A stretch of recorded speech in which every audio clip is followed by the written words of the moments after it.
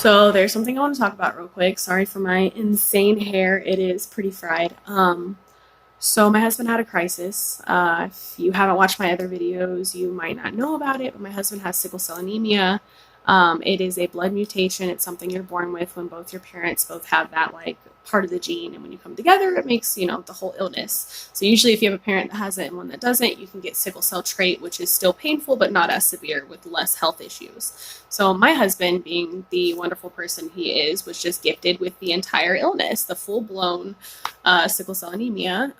When his blood sickles, last time we did a count, it was almost half of his blood that was sickling that, when he was having the crisis. And it's just painful. I mean, imagine that these beautiful little donuts that go through your body, little red donuts that go through your body to bring oxygen and a bunch of other stuff your organs need, half of those are rigid and hard and painful and not bendable and malleable, not full of oxygen, basically just getting jam packed inside, your veins and causing blood clots and other extremely painful things. Like imagine something sharp and hard moving on the inside of your veins, scratching down on the inside of your body. It's extremely painful. So about four something in the morning, he woke me up. I kind of was like going in and out of sleep because he was moving a lot, and I just figured he was restless. So when I woke up, I could see that he was kind of hunched over in the bed, not breathing very good, gasping because the pain is so bad. And I was like, okay, so we need some pain medicine. So I got out of bed and I got his pain medicine for him, and I gave that to him, and he took what he needed. And he just sat there on the bed. And then eventually the pain was so bad and the medicine was not helping. I tried to give him back massage. Nothing was working. He started pacing, and pacing is usually like he'll just walk around the house until like he can kind of get a grasp on it. It wasn't getting any better. It wasn't getting easier. And he wasn't feeling better. He was just getting worse. So I told him the thing that I know he doesn't want to hear, because it's the one thing that when you have a chronic or terminal illness, it's the last thing you want to think about. It's time to go to the hospital. Anybody who has an illness that is dealing with their whole life, the last thing they want to do is spend their precious days and hours and moments they do have in a freaking hospital. Yes, it's important for care. It's important to be taken care of. It's important for doctors to do what they do. All of that is amazing, and I am so thankful for what they do. But no one wants to spend their time in the hospital, especially when there is a pandemic and there's sick people in the hospital. It was sucks too. Like for 7, almost 8 years, I've been married to my husband, and I've gone with him to the hospital every time.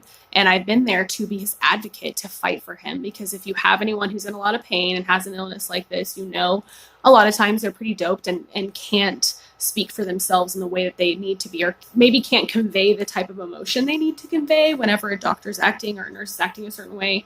If you're sitting in a bed and someone says, hey, let's try this, and you're all messed up, you may not be like, no, I don't want to do that. You might be like, oh, what's that? You know what I mean? Like very like not lucid, very out there, cloud nine, kind of thing. So usually I'm there to be like, yo, I think you're taking advantage. He doesn't know what you're talking about. So me not being there, the first time I called him this morning to check on him, I did not know he was going to be admitted. I thought it would just be, maybe 24 hours in observation, then come home. So when I called, I couldn't get a hold of him. And when he finally answered the phone, he couldn't speak. He was so messed up. And I get it. He has to be very doped in order for the pain to even be touched and then to bring it down. Like you kind of have to go above so you can cap it and then slowly bring it down on like a good regimen. So Chaz has had this illness since he was born. We have, since I met him, a like formula, something that works amazing every time he goes in. Sometimes you have to be a little bit more aggressive. Sometimes you have to be a little less aggressive, but the overall formula is the same. And the formula is, depending on how bad the pain is, either morphine or Dilaudid IV, so intravenous, and then liquid IV Benadryl. The pill form of Benadryl does not work on Chaz. If he were to have like an itchy eye, maybe that. But when he's having an allergic reaction to pain medicine, which is causing him to have like that morphine or Dilaudid itch over his whole body, a pill form of anything's not going to help. Just like pill form medicine for pain doesn't work when he's at a certain level. Same thing with Benadryl. So ever since we've moved here, we've had the battle of like, it's super obvious that the socioeconomic makeup of this place is mostly white and Hispanic. And yes, there are some Hispanic people that have been diagnosed with sickle cell. It's very small. I think African American is the largest community of people that are affected with this. And I think in history, they found maybe 6 white people that have had it. And somewhere in their lineage, there was a different type of, ethnicity that kind of lent to that being, oh, okay, that's why, which is crappy. So sickle cell anemia. Sickle cell anemia is actually a blood mutation, or like a mutation in your body. The original, like what people think or know of it, I don't know a whole lot, but I research it because I kind of have to be in the know. It was a mutation to help people have a like immunity to, I believe, malaria. So back in the day when people were just dying off right and left, I believe over time, they started to mutate cell-wise to survive. It's a form of evolution. Which is so cool and so not cool. Like, yeah, malaria, you don't get it, but now you're in pain all the time, and you get other things like osteonecrosis and acute chest syndrome, which kills a lot of people with sickle cell. It's very scary. And then anything like COVID-19 or anything that's kind of aggressive or even barely aggressive is extremely dangerous to people with any type of immunodeficient illness. So people with lupus, people with cancer, people with anything, AIDS, anything that they have that can lower your immune system, stuff like this is so dangerous. So I get so scared, and being quarantine's hard. I have been working like anywhere from 1 to 3 jobs for the last like 4 to 5 years because he has been so sick. And this last year has been amazing. He's done so good. He has not been like long-term hospitalized. Everything's been like fluids or a little bit of pain medicine and then home. So this is a little hard. It's a little weird. After a year, I got kind of comfortable. I mean, it's always looming over you, like over your head. There's this looming, a crisis is going to happen. But when you get so comfortable and it's been so long, you're like, oh, well, maybe he's getting stronger, maybe yada, yada. So it kind of takes the wind out of your cells and knocks you down a peg or two whenever there is a crisis and it isn't something you can control at home. Anyways, I am rambling. So Chaz got admitted. He's in a room. He has his nursing team. One of them is really cool. She's been with him a few times. But it's like freaking, what do you want to call it? Like bobbing for apples with doctors. I don't know how to explain it. You get a different doctor every time. I don't know how many doctors actually work at the hospital and then how many are like contracts from different places, which I feel like is dangerous because a lot of doctors I met that are contracted doctors from different places that come in and work there feel like they don't have as much accountability to the rules of said hospital, because we've experienced that in the past with doctors just acting like complete a-holes because they think they're God's gift to the medical research and whatnot. So the thing we get is every time Chaz goes in the hospital and he has to be hospitalized and we get a new doctor, we get this, I'm God's gift to mankind. I know better than you. I'm going to come up with some breakthrough way to give you your medicine and you're going to feel amazing. 9 times out of 10, he feels 10 times worse, and it's dangerous what they do.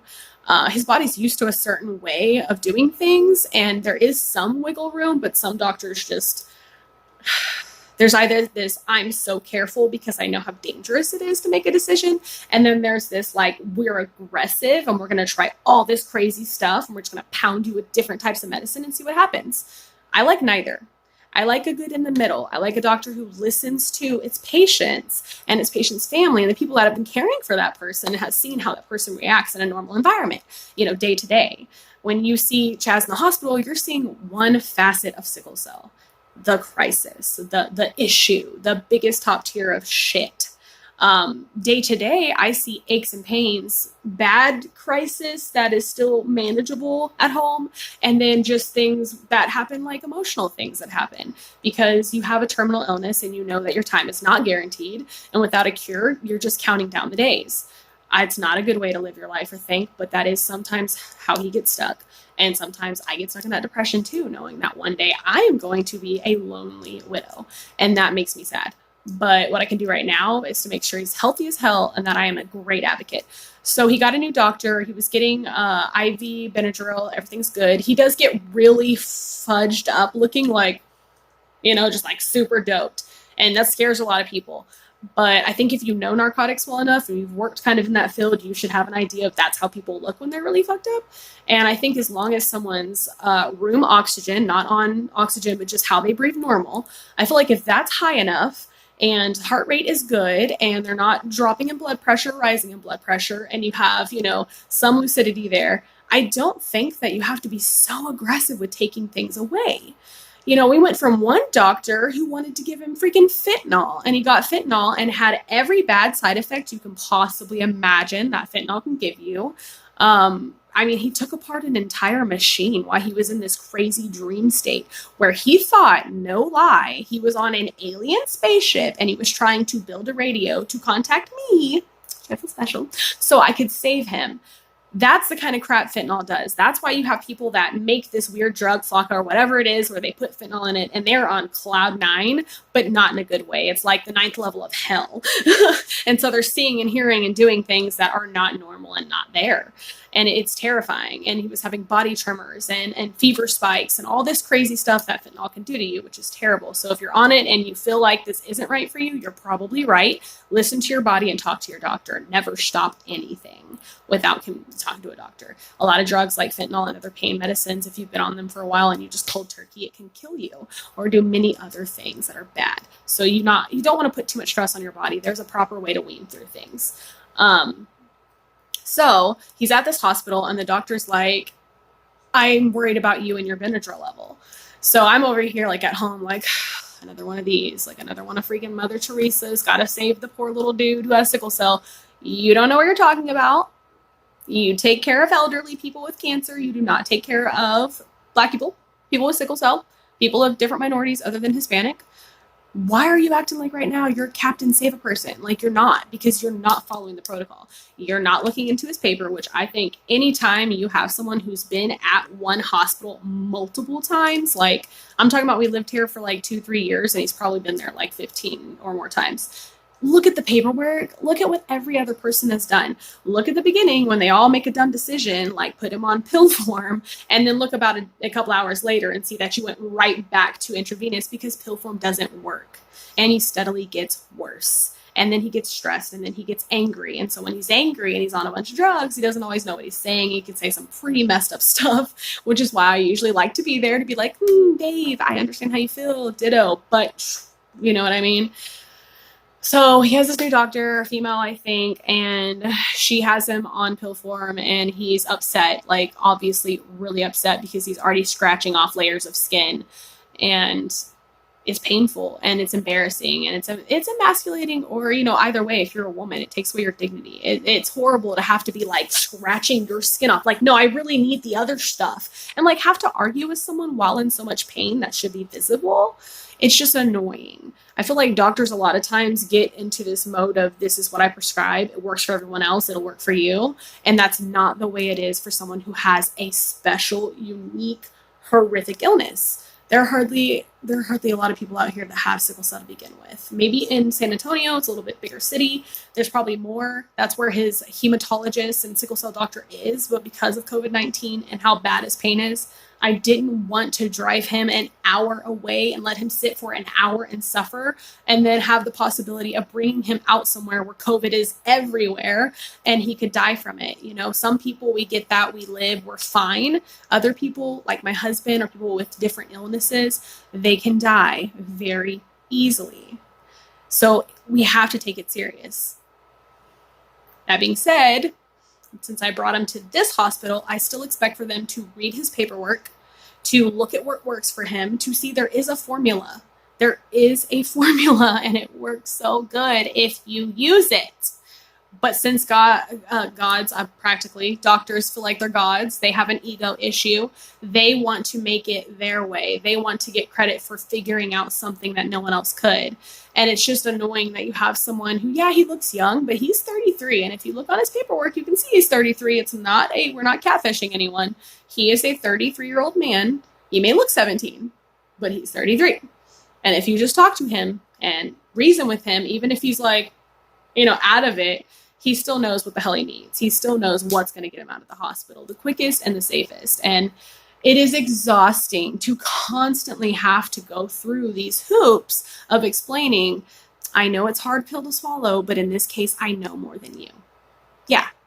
A girl who graduated high school, went to beauty school, went through a little bit of college, but never got a degree, knows more about something in the medical field than you, a doctor, knows. And it's not because you're not smart.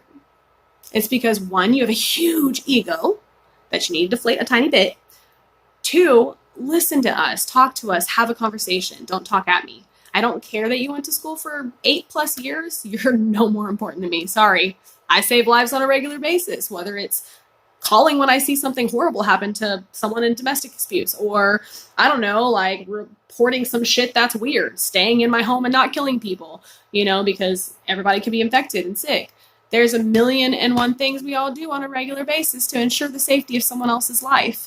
It may not be as important as being a doctor, but that doesn't mean that our experiences and our knowledge are any less important.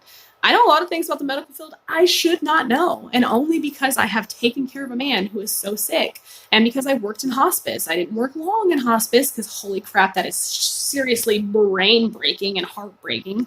But I have some medical experience, especially working with special needs children that can't even swallow food on their own. I have some experience. I've been there, done that. I want to be the Jane of all trades. You know what I mean? So these doctors gotta kind of understand that some of us actually know a thing or two.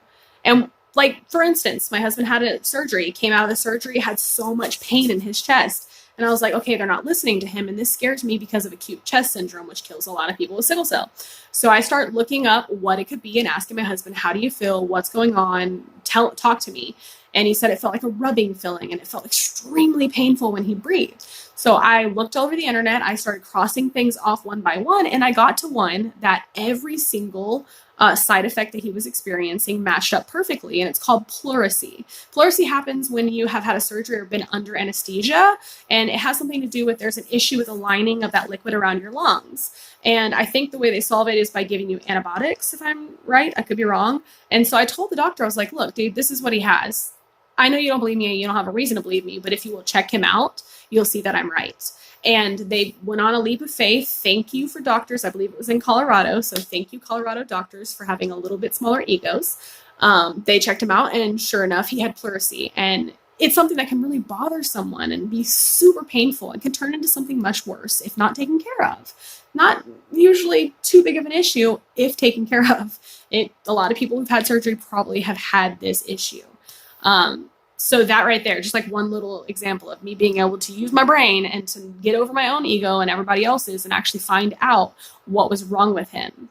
And I was lucky because who knows what could have happened if they just kept ignoring it like it was nothing. Not to mention the pain that he was in was unnecessary. You're in a hospital. It's a place where your pain should be relieved. So we've had a lot of history. We've had a lot of experiences. I have helped so much with a lot of stuff that's, involved his healing. Like when he had his hip surgery, I was there doing all his bandages, his cleaning, everything. I have learned so much. So if I can learn a lot and still know there's more to learn and be cool about it and learn it from people even younger than me, or even people that maybe first glance you don't want to trust them, then why can't the doctors? You have not gone to school and learned everything there is to learn. If you had, COVID-19 wouldn't be hard to beat at all. That's a perfect example of how you still have everything to learn all the time, forever. You're never going to get to a point where you know everything. So I don't know, I just think it'd be kind of cool if doctors could approach life like that in a way of they still have a lesson to learn and to not be so egotistical and to know that your patients, they mean well when they're trying to fight for themselves. I understand people are drug seeking, but I've never met a person in my life who was like, God, I love getting messed up on Benadryl. Never. Yeah, some people are like, oh, it's kind of a warming feeling from what I've heard. I don't think I've ever had Benadryl in an IV form, but I'm just saying, from what I've heard, it doesn't really seem like it's a fun party. It seems like it's definitely something people use when they are itchy as all hell or having an allergic reaction that is really bad. So it's just annoying. It's frustrating. This is just me ranting. If you've had a different experience and you have sickle cell, tell me what city you live in because I would love to visit. Where we're at right now is a small community, a small place. It's Kerrville. There's lots of white people, most very old. It's an elderly town, retirement community.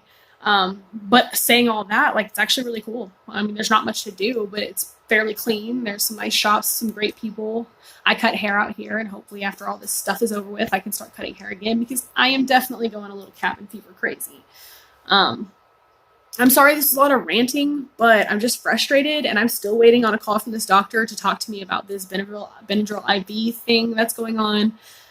I'm just hoping and praying that I am wrong about this person and that she will listen and that she will just do what we need to do to get his pain and his itchiness under control so he can come home and be safe in the house, away from sick people and sick shit out there. I'm over it. If anybody has any questions about either of our health or what we go through or what our routines are like to deal with like the issues we have, I have, mental illness. My husband has a physical illness. Yeah, I'm just chilling, trying to like keep my shit together during this craziness. Not being able to be in the hospital with him is hard as shit. My nickname is Queen Viper because I'm like, always watching out and making sure no one's being shitty to my husband. Because I have to say, when we first moved here, I didn't have a whole lot of faith because the very first doctor, who was not Caucasian, I'm not sure what she was, but she was gorgeous, but she was terrible. She basically said to my husband's face, "Oh, you're black, you're just seeking drugs." Like, oh, okay, so if you live in a community that doesn't have a whole lot of black people, you just form crazy stereotypes about them. Wonderful. You yourself are a minority. Why are you being a douchebag? And so after they realized my husband takes care of himself, he has hematologists, he has all these different doctors, he talks to them, he corresponds with them. Is he a little lazy? Yes. I don't mean to hate, but a lot of guys are with their health. I'm sorry, but y'all procrastinate, y'all do the craziest shit. Like, just go see a doctor. So like once I realized he actually cares and takes care of himself, another nurse came in and apologized on the behalf of the doctor. And when she had come in another time, her demeanor was different. It wasn't as judgy, but I was just sitting there thinking the whole time, like, now I know that how I was feeling you were really being. So when I thought you were being a racist piece of shit, you really were being a racist piece of shit.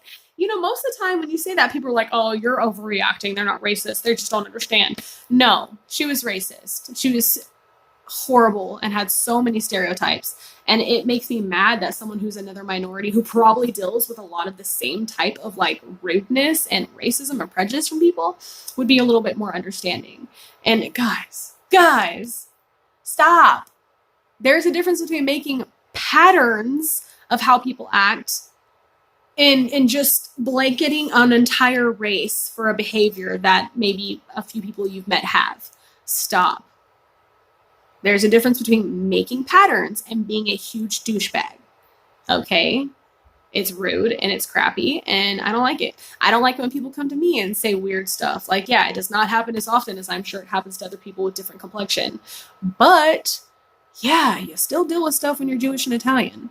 People still like to make stupid jokes about the Holocaust. People still like to make jokes about being a greasy Italian, which, I'm sorry, my skin is a little bit oilier than yours. Guess what? I'll look younger longer while you look like a dusty, disgusting, crinkled brown sack from Walmart or something. So, you know what? You be mad all you want about all this goodness, but I am mad. I'm proud that I'm Jewish, Ashkenazi, what's up? And I'm proud that I'm freaking Italian. I'm proud of my family.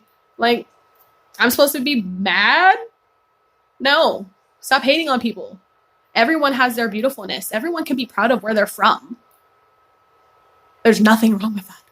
What's wrong is when you put in another race and go, ew, why are they doing that? Like, it's none of your business. If you can't understand it, then maybe you should ask a question instead of being a jerk. Like, hey, I've seen you have this thing you do differently than my family. Can I ask why? Wow, that was so hard.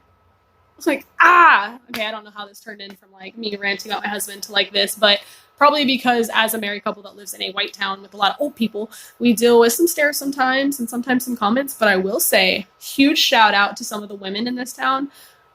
I freaking love elderly white women in the sense that out here, a lot of the older white women are like hardcore hippies and love my husband. Like whenever they see him, they're like, "Oh, you wonderful young man. You're so handsome. Your skin is so beautiful." And I'm all like, keep it up. Come on. Oh, I think you could say some more. Look at them almond eyes. Keep going, lady. And that skin, he like red and brown. Oh, sexy. Keep going. Keep going. I appreciate as much as you do. Yes, yes. Yep, the hair, kinky and gorgeous. Yep. Beautiful. Yep, that's a gray hair. Yes, he earned that. I gave him that. You know what I mean? Like, I love moments like that. We should be celebrating our cultures, all our different cultures. We should not be pointing people down. We should not put people down. We should not talk crap about people because maybe they do something different or eat something different. It's cool to look at someone eating a live octopus and go, hell no, never. That's nasty. But it is not okay to look at someone who's eating a live octopus and go, Asian people are weird. That's the difference. You don't do that. You don't do it. And they're not weird. That's their food. That's what they like. Is it different from what I eat? I like my calamari fried. But you know what? Their culture. I'm happy they have their own thing, because if not, we wouldn't have sushi and a lot of other things that I freaking hold dear. Just saying, man. Be nice to people. There's no reason for you to hate someone from where they come from. That's stupid. Like, they decided in the womb to be like, I want to come from this place. Like, no, that never happens. We literally are completely just vulnerable to where we freaking come out. It doesn't matter if it's in one country or another, whether it's in the USA or not. No one comes out going, yes, I got the place I wanted to be from. Like, no, that does not happen. Ever. Never. So, like, lighten up. Love people from all cultures. Treat your doctors good, but also be an advocate for people that can't be an advocate for themselves. Don't let someone tell you something you know sounds weird just because they have a degree. Because if it sounds weird, it probably is weird. And there's a reason we have malpractice suits. So, if it feels weird, probably is weird. If you feel like you shouldn't say it, you probably shouldn't say it. If something's odd to you, ask appropriate questions. And I don't really have anything else to say other than I'm pretty sure my cat was opening that door a minute ago and I like caught it like moving and I was like, because I forgot my cat was back there for like 2.5 seconds and I was like, there's a ghost and I'm all alone. But it's not. It's just my jerk of a cat messing with me like a normal, everyday thing that we do. My cats are awesome, but they're also kind of mean in the sense that I don't think they're just regular. Like, I know everybody's like, my cat, he's kind of human. I bet you he used to be human. No, there's something weird about my cats. Something really weird. They're odd. Super odd. Anyways, I have rambled. I absolutely love having a channel. I hope people are watching it. If you have questions, just ask. I mean, if it's an inappropriate question, I'll just probably not answer it. So go for it. Yeah. Just chilling in my cabin during COVID-19. Oh, y'all want to laugh really hard. So I don't have, obviously, money, especially since I am unemployed at the moment because of this COVID-19. So I don't have a halo light or like a ring light, but I decided to, please don't laugh too hard. I decided to make my own. So that's, this is parchment paper and tinfoil, and it's held on the back by a scrunchie. Because I'm amazing and ran out of tape. I really did. I don't know where my tape is. And I am a huge craft person, so this is like where to go. And I can't just go out in the world and justify it's for a roll of tape. So we're using duct tape for my art today. This is going to come out really bad. And probably pull the varnish off stuff. Stuff's heavy duty.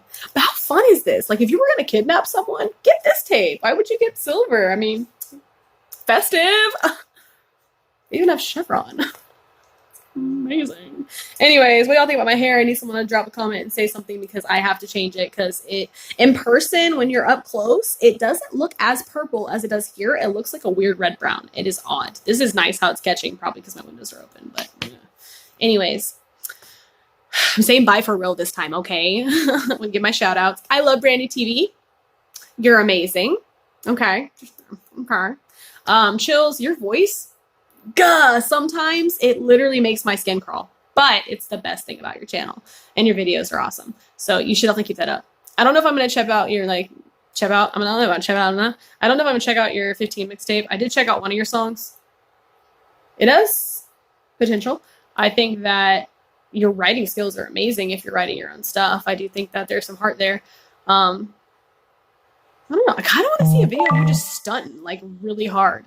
Like, just stunt the shit out of everybody, because I think that, like, people wouldn't expect it and it would be really fun. Because in person, like, on your videos where you do, like, interviews, you seem so personable from, like, a one-on-one point of view. Like, you would be cool to sit and talk to. So I think that if you kind of flipped the script and was just, like, out there, completely out there, it would be, like, crazy. I'd love to see that. Earth Gang, favorite band ever, group, whatever you want to be called. Y'all are amazing. Heard the new La La La song. It is awesome.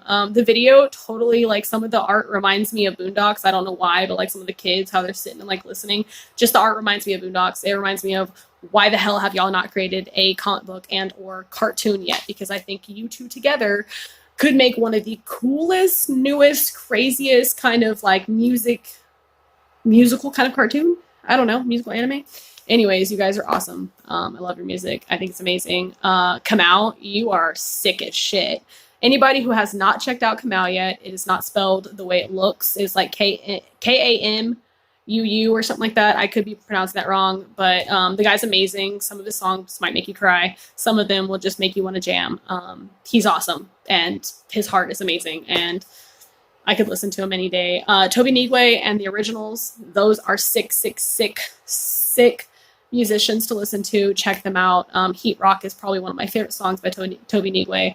That is amazing. His wife is beautiful. And I'm sorry, but if Dave Chappelle and Erykah Badu were like, you're dope, I'm going to check it out. And guess what? They're dope.